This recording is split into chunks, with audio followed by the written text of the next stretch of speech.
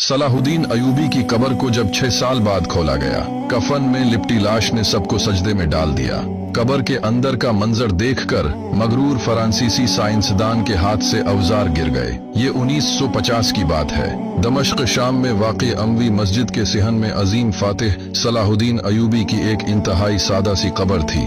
France, बरतानिया और मिस्र के माहिरीन आसार कदीमा ने तकबर से दावा किया कि बैतुल मुक़द्दस फतह करने वाले इतने बड़े सुल्तान की तदफीन इतनी सादगी से नहीं हो सकती। ये सिर्फ एक इलामती कब्र है, असल लाश कहीं और है।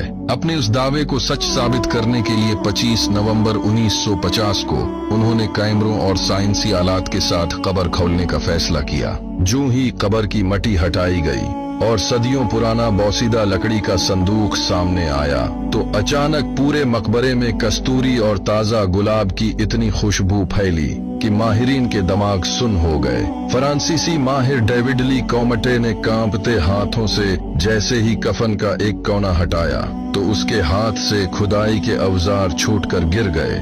600 साल गुजरने के बावजूद कफन के अंदर मौजूद लाश बिल्कुल ताजा थी।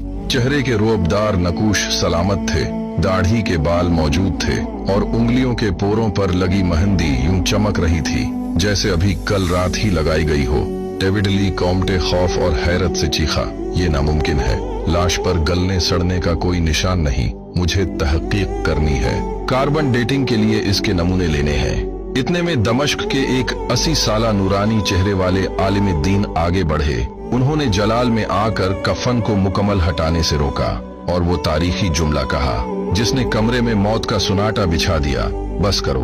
तुम्हारी लेबॉर्टरियां इस शख्स के बारे में क्या साबित करेंगी जिसने आधी दुनिया फतह की, लेकिन जब इसका इंतकाल हुआ तो इसके शाही खजाने में इतने पैसे भी नहीं थे कि इसके लिए कफन का कपड़ा खरीदा जा सके।